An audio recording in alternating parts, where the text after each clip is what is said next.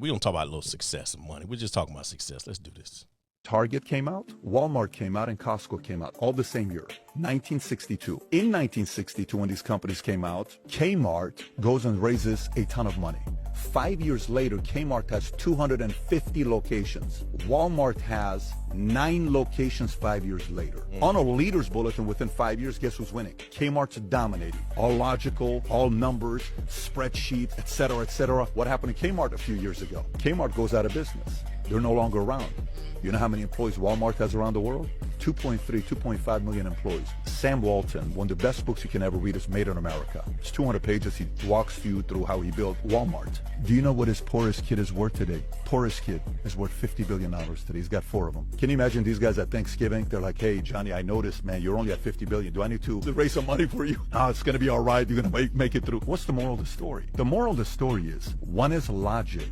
The other one is emotion. Emotion brings out a different side. If it can be controlled madness, controlled emotion, it's going to go into a different gear. I was wondering what happened to Kmart. I used to love Kmart. Kmart.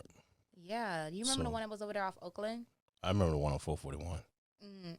441 and Sunrise. Yeah, that one And too. the Oakland. And it was one off Oakland of and where? Oakland Wilton Manor. and Wilton Manor. Oh, yeah. Oakland and 6th Ave. That's the one I used to go to all the time. I love that place. I remember that.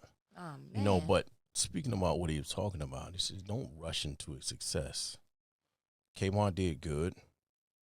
When Walmart and Costco came in, they pumped up, like, okay, we're going to pump all this money. We're going to turn out location after location after location after location after location. And in the long run, it took another 40 years? 30, 40 Right. years. Just to really. But it's a marathon. Right. And Walmart Exactly. is on top of the game. They was the turtle. Nah, and Kmart was the head. But and a lot of people, they want it fast. Microwave. They want their microwave success. You know, even with overnight success, I want to say like even what they said one hit wonders, overnight success, like in music. I wouldn't mind being that. We forget that. Yeah, but we forget. We don't realize that we just happen to have seen them at that point. We don't see all the clubs they got booed out of, all the times they went to, open mic nights, and all the times they did this and they never made it. What they had to go through. What they had to go through. You're saying a has been is better than a never was? Yeah. I would say that. Yeah. I would say that. But Why I would say this, you don't have to be a has been if here's what rushing into success. People have not mastered the art of wash, rinse, and repeat. Yeah. How did you get the one hit wonder? Do the same thing again. Okay. How did you start getting the customers that you did get when you first started? Do the same thing again. Now, from time to time, you have to be able and be willing to make that shift. I personally like to consider myself a visionary. I say a definition of visionary that I saw was there are people who everybody tends to jump on what's popping at the time. Yeah. Okay. Trending. A visionary looks down the line and see what's coming. Exactly. And that's the difference. And they have patience. I'm going to tell you something about what I did learn about Sam Walton.